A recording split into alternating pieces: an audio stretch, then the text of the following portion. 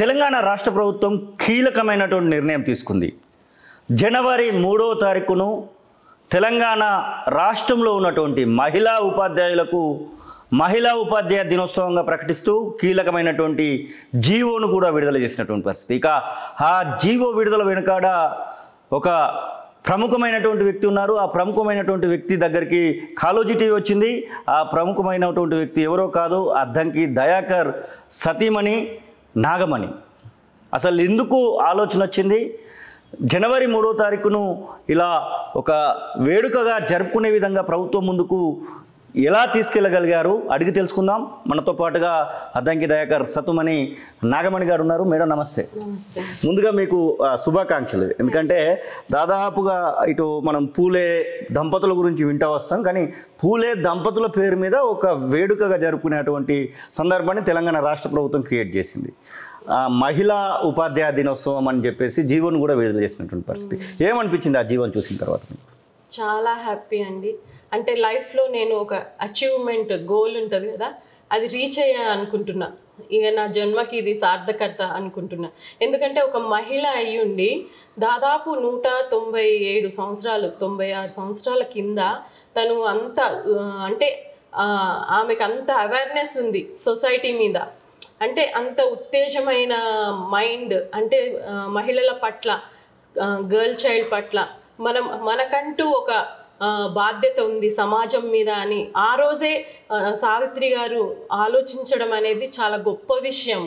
అంటే ఇది ఏదో చిన్న విషయం తీసుకోవాల్సిన ఇది కాదనమాట. మనము ఎట్లయితే స్వాతంత్రం తెచ్చుకున్నామో, మహాత్మా గాంధీని ఎంత మనము గౌరవిస్తామో ఆ లెవెల్లో సావిత్రిబాయి పూలే గారిని కూడా మనం గౌరవించుకోవాల్సింది. దట్టు నేను ఒక ఉపాధ్యాయురాలని కాబట్టి కంపల్సరీ మహిళా ఉపాధ్యాయురాలు తను చేసిన కృషిని మనం యావత్ దేశానికి కాదు ప్రపంచానికే తెలియచేయాలి అని నేను చాలా రోజుల నుంచి ఆలోచించేదాన్ని. అంటే ఎవ్రీ టీచర్స్ డే కూడా మనము సెప్టెంబర్ 5వ తారీఖు అని చెప్పుకుంటాం కదా. సో మరి ఇంత మహిళగా ఉండి అన్ని అవమానాలను ఎదుర్కొని అంత అప్పుడు సాంఘిక అరాచకాలు చాలా ఉండేవి, మూఢనమ్మకాలు చాలా ఎక్కువగా ఉండేది. దాదాపు 190 సంవత్సరాల కింద మాట ఇది. ఆ రోజే ఆమె అంత కమిట్మెంట్తో తన భర్త సపోర్ట్తో తను చదువుకొని, తనని చదివించింది కూడా తన భర్తే. తన భర్త చదివించి నలుగురికి చదువు మనం పంచాలి అనే ఒక ఆలోచన వాళ్ళకు వచ్చి వాళ్ళు కమిటెడ్గా మొత్తం యావత్ భారతదేశానికి సంబంధించిన ప్రతి మహిళ చదువుకోవాలి. ఇక్కడ ఏంటంటే ఈక్వాలిటీ, మనం ఇక్కడ ఈక్వాలిటీ చూడొచ్చు. మహిళలైనా పురుషులైనా ప్రతి ఒక్కరు కూడా మనుషులే, వాళ్ళందరికీ కూడా చదువు ఎడ్యుకేషన్ అనేది ఇంపార్టెంటే అని తెలియజేశారు. అంటే జ్ఞానం అనేది ప్రతి ఒక్కరికి అవసరమే. సో ఆ జ్ఞానాన్ని పంచడంలో ఈ అసమానతలు ఉండొద్దని ఆ రోజే ఆ దంపతులు, పుణ్య దంపతులు నిజంగా చాలా, అంటే నన్ను చాలా ఇన్స్పైర్ చేసినాయి. చాలా మంది ఇప్పుడు నేను మా వారు కూడా కలిసే తిరుగుతుంటాం. ఏందమ్మా వీళ్ళిద్దరు కలిసి తిరుగుతుంటారు అని చాలా మంది అనుకుంటారు, కానీ మాకు ఆ కమిట్మెంట్ ఉంది. సోషల్ సర్వీస్ అనేది మేము ఎప్పటి నుంచో అనుకున్నాం. అంటే ఏదైనా కూడా ఒక సమాజంలో ఒక మార్పు రావాలంటే మన వంతు పని చేయాలి అని మా ఇద్దరికి ఉంది. కాబట్టి ఇద్దరం కలిసి తిరుగుతున్నాము. ఇద్దరు ఎక్కడ ఏ సమస్య వచ్చినా కూడా దాన్ని సాల్వ్ చేయడానికి మా వంతు కృషి చేస్తున్నాం అన్నమాట. అంటే మీరు ఈ యొక్క ఉద్దేశం, మీ ఆలోచన వచ్చిన తర్వాత ప్రజాప్రభుత్వంలో మొదటిసారి అంటే డిసెంబర్ 7వ తారీఖు రోజు ప్రజాప్రభుత్వం 2023లో 2024లో ఏర్పడితే మధ్యలో మనకు కేవలం ఒక నెల రోజులు కూడా గ్యాప్ లేదు. అప్పుడు జనవరి 3కి అప్పటికి కొంచెము సెటిల్మెంట్ కాలేదు. ఈ జనవరి 3 రోజుకు ముందట మీరు ఎలాంటి ప్రయత్నాలు చేశారు, ఎలాంటి రిప్రజెంటేషన్స్ ఇచ్చారు, ఎవరెవరిని కలవాల్సినటువంటి సందర్భం వచ్చింది? చాలా సార్లు అండి. ఉపాధ్యాయ సంఘాలు సీఎం అపాయింట్మెంట్ కోసం అని, ఎడ్యుకేషన్ మినిస్ట్రీ అపాయింట్మెంట్ కోసం అని తిరిగాం, కానీ ఏ రోజు అసలు ఉపాధ్యాయులు అంటే చులకనగా చూసేవాళ్ళు. మరి అదే కాంగ్రెస్ గవర్నమెంట్, బీఆర్ఎస్ ప్రభుత్వంలో అసలు ఉపాధ్యాయుడు అనేటోడు సమాజంలో మార్పు తీసుకొచ్చేటోడు, పిల్లలకి భవిష్యత్తు చూపించేటోడు. అలాంటి ఉపాధ్యాయులు వెళ్ళి అపాయింట్మెంట్ అడిగితే అది కూడా సమాజం కోసమే, వాళ్ళ స్వార్థం కోసం కాదు. అయినా కూడా వాళ్ళు అపాయింట్మెంట్లు ఇవ్వకపోయేది. దానివల్ల అసలు చాలా నిరుత్సాహపడేది టీచర్స్. ఇప్పుడు మనకి ఒక దాదాపు ఇప్పుడు అంటే మళ్ళీ మేము రివోక్ అయ్యామన్నమాట. మన హక్కులు మనం సాధించుకోవాలి అనే ఇది దాంతో విజ్ఞాన దర్శిని నుంచి మా దగ్గరికి రమేష్ గారు అని సార్ వచ్చారు. ఆ సార్ వచ్చి తను రిప్రజెంటేషన్ సార్ అద్దంకి దయాకర్ మా వారికి ఇచ్చారనమాట. ఇచ్చి సార్ మనం ఈసారి ఇన్ని సంవత్సరాల నుంచి మేము చాలాసార్లు మా ఉపాధ్యాయ సంఘాలు వెళ్ళాయి, ఇట్లా ప్రైవేట్ ఆర్గనైజేషన్స్ వెళ్ళాయి, అందరు వెళ్ళి అపాయింట్మెంట్ అడిగినా కూడా వాళ్ళు ఏ రోజు కలవలేదు, అపాయింట్మెంట్ ఇవ్వలేదు. కానీ లాస్ట్కి మేము మొన్న సార్ 31st రోజు అంటే బిఫోర్ ఒక లాస్ట్ ఒక 1 month నుంచి ట్రై చేస్తున్నారు. నేను కూడా రీసెంట్ గానే కొన్ని కారణాల వల్ల అటు ఇటు మేనేజ్ చేయలేక జాబ్కి వాలంటరీ రిటైర్మెంట్ ఇచ్చాను. సరే ఇప్పుడు మనకేమి అంత ఎక్కువ ప్రెషర్ లేదు కదా అని అనుకొని విజ్ఞాన దర్శినిలో మేడం మీరు భాగస్వామిలో అయితే బాగుంటుంది, మనము విద్యా కార్యక్రమాలు అనేవి మంచిగా చేయొచ్చు, ప్లీజ్ మీరు జాయిన్ అవ్వండి అని రిక్వెస్ట్ చేస్తే నేను వాళ్ళ విజ్ఞాన దర్శినిలో రిసెప్షన్ కమిటీ ఒక చైర్పర్సన్ గా ఉన్నాను. సో అట్లా మాకు ఆలోచన వచ్చింది, ఇక్కడే వచ్చి మా ఇంటికి వచ్చి అద్దంకి దయాకర్ సార్, నేను, రమేష్ సార్ అందరం కలిసి డిస్కస్ చేసామన్నమాట. ఈసారి అన్నా మనం మన గవర్నమెంట్ కదా సార్, రిక్వెస్ట్ చేశారు ఆయన, నేను కూడా రిక్వెస్ట్ చేశా. అవును ఇన్ని సంవత్సరాల నుంచి మా ఉపాధ్యాయ సంఘాలు వెళ్తున్నాయి, ఇటు ప్రజా సంఘాలు వెళ్ళి అడిగినా కూడా వాళ్ళు రెస్పాండ్ అవ్వట్లేదు, ఈసారి కంపల్సరీ చేయాలి మనము, మన గవర్నమెంట్ కదా, మనకు తెలిసిన వ్యక్తులు నీకు తెలిసిన వ్యక్తులు చాలా మంది ఉన్నారు కదా అని నేను కూడా మా వాళ్ళని రిక్వెస్ట్ చేశాను అనమాట. వెళ్ళి ఇక రిక్వెస్ట్ చేసి సీతక్క దగ్గర ఒక రిప్రజెంటేషన్ లెటర్ పెట్టామన్నమాట. మేడం సావిత్రిబాయి గారి జన్మదినాన్ని టీచర్స్ డేగా డిక్లేర్ చేస్తే బాగుంటుంది, మహిళా టీచర్స్ డేగా డిక్లేర్ చేస్తే బాగుంటుందని ఒక సజెషన్, ఒక రిక్వెస్ట్ లెటర్ ఇచ్చామన్నమాట. ఇస్తే మేడం చాలా సానుకూలంగా స్పందించారు. తను కంపల్సరీ చేద్దాము, ఇది చేస్తే నాకు కూడా మంచి పేరు ఉంటుంది, ఒక మహిళ, తను కూడా ఒక ట్రైబల్ కమ్యూనిటీ వచ్చి మినిస్ట్రీ చేస్తున్నారు కాబట్టి తనకు తెలుసు, అంటే అంత అట్టడుగున ఉన్న ప్రజలకి కూడా ట్రైబల్ ఏరియాస్ లో కూడా ఎడ్యుకేషన్ వచ్చింది ఈ రోజు అంటే బికాస్ ఆఫ్ సావిత్రిబాయి పూలే. అలాంటి మహానుభావురాలు ఆ రోజు పోరాటం చేయబట్టి మహిళలు చదువుకున్నారు. మహిళల్లో ఏవైతే ఇంకా బ్యాక్ సెక్షన్ పీపుల్ ఏవైతే ఎస్సీ ఎస్టీ బీసీ సంఘాలు ఉన్నాయో ఆ సంఘాల్లో ఉన్న మహిళలందరూ చదువుకోవడానికి ఆ రోజే బీజం నాటిన సావిత్రిబాయి పూలే గారి వల్ల ఈ రోజు అందరూ చదువుకొని ఎమ్మెల్యేలు, ఎంపీలు, డాక్టర్స్, లాయర్స్, ఫారెన్ కి కూడా వెళ్ళగలుగుతున్నారు. అంటే because of Savitribai Phule.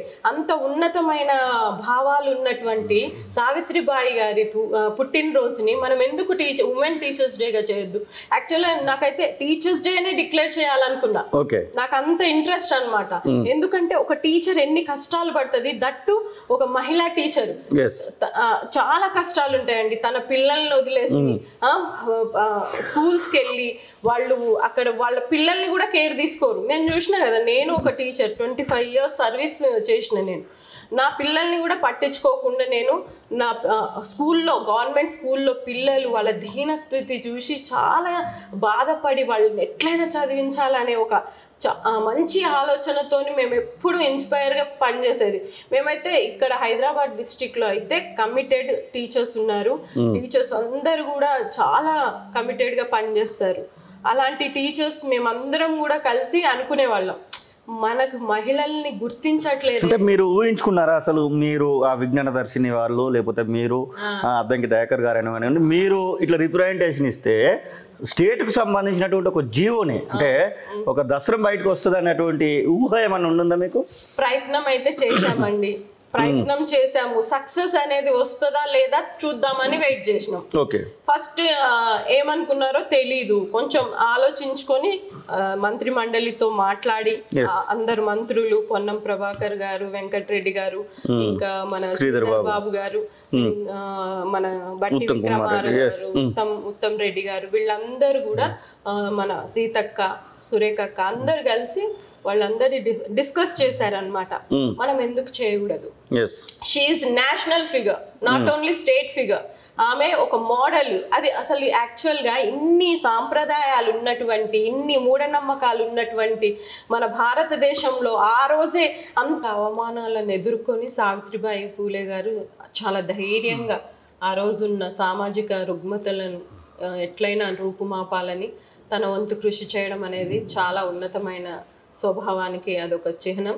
So నాకే ఎందుకు ఈ ఆలోచన వచ్చిందంటే, మహిళగా తను ఫస్ట్ 1831లో తను పుట్టారు.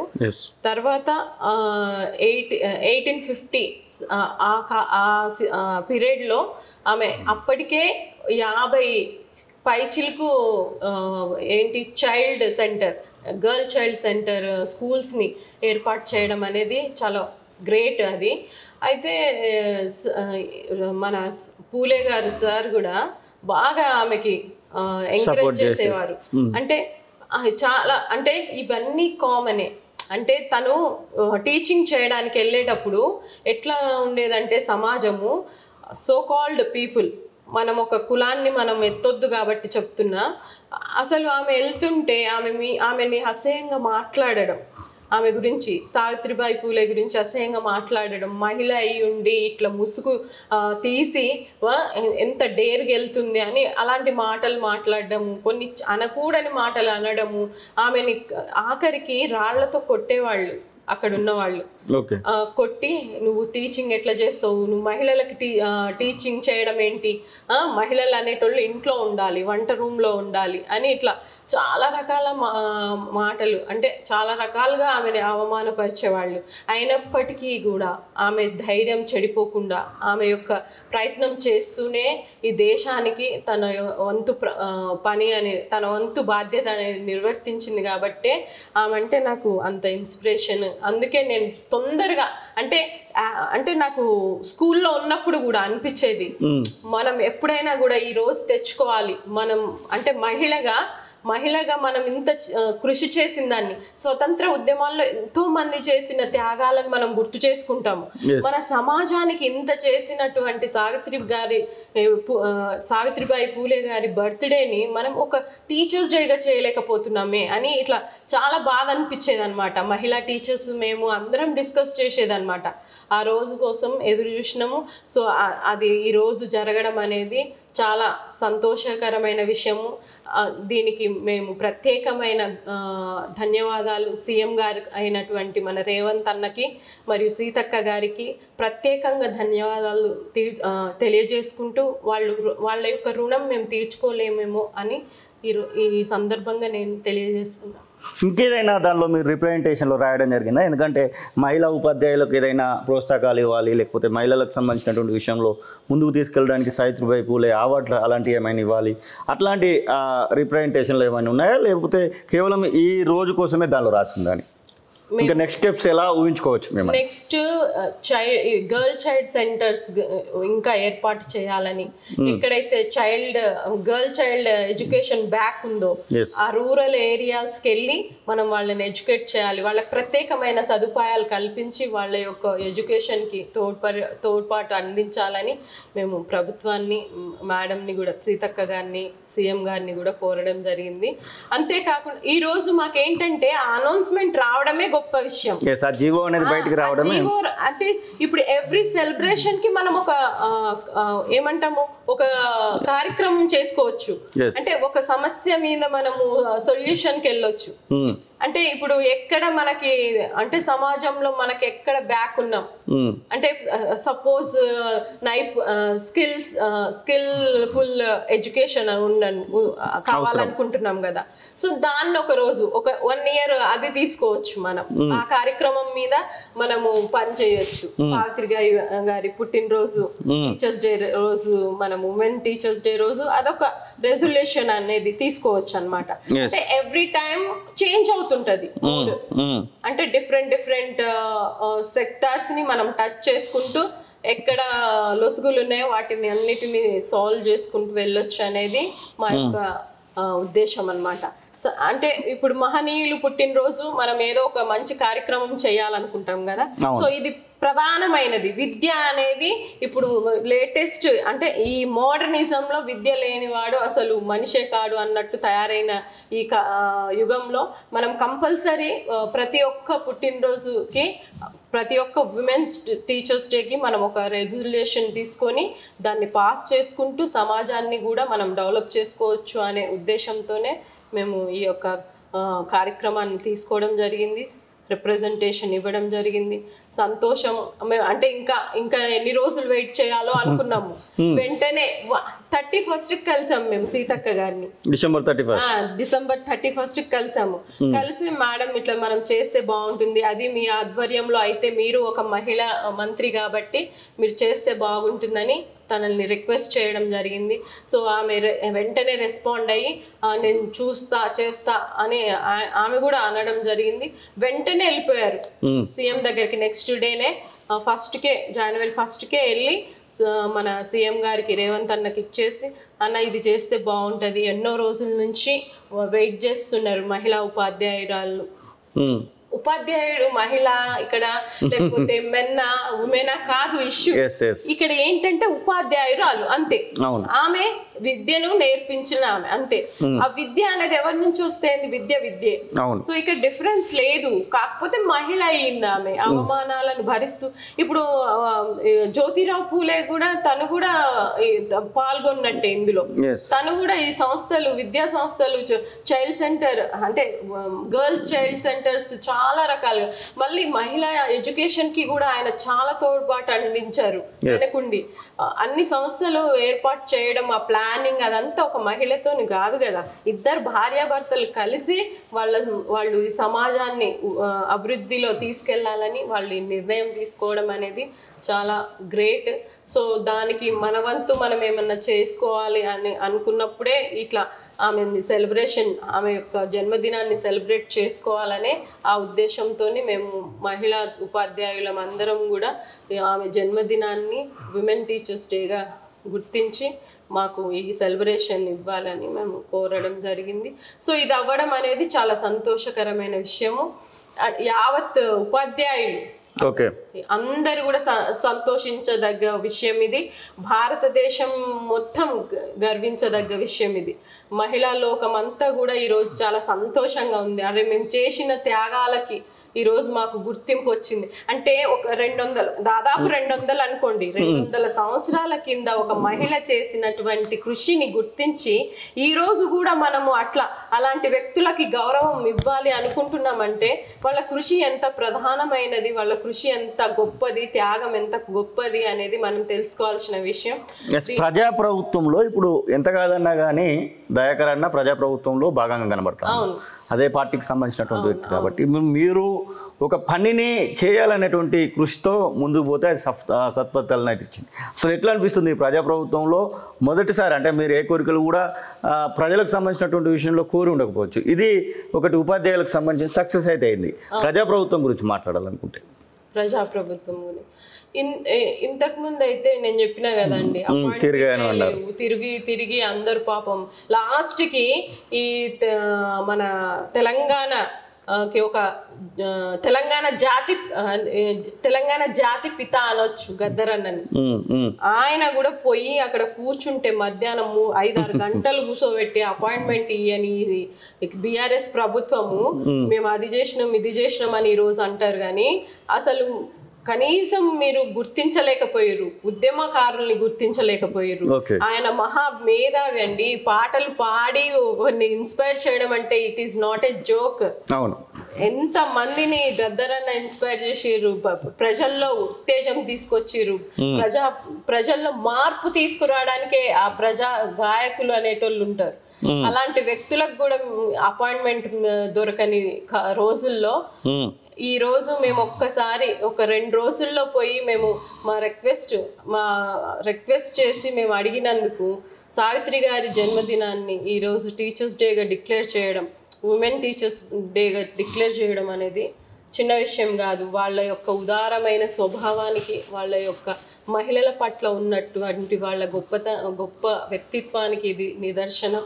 సో ఇదే విధంగా మహిళల్ని అన్ని రంగాల్లో కూడా గుర్తించాలి, మహిళా లోకానికి మరింత మేలు చేయాలని నేను ఆశిస్తాను. Thank you madam. ఎస్, ఇది అద్దంకి దయాకర్ సతీమణి. ఏదైతే ఈరోజు మనం జరుపుకుంటున్నటువంటి దాదాపు ఇంకా తరతరాలు ఏళ్ళకేళ్ళుగా జరుపుకునేటువంటి, అంటే ఒక రోజును డిసైడ్ చేస్తే ఖచ్చితంగా ఆ రోజును అట్లనే జరుపుకుంటూ ఉంటాం. జనవరి 3వ తారీఖు అంటే ఇక మీదట క్యాలెండర్లలో కూడా మహిళా ఉపాధ్యాయ దినోత్సవంగా ప్రచురించే విధంగా మాత్రం జీవమాత్రం వచ్చినటువంటి సందర్భాన్ని మనం చూస్తూ ఉన్నాం. దాని వెనుక కృషి చేసినటువంటి టీచర్ నాగమణి మేడంకి సంబంధించినటువంటి ఆ యొక్క అసలు ఎలా కృషి చేశారని చెప్పడానికి ఈ యొక్క ఇంటర్వ్యూ ఒక తాత్కారణం.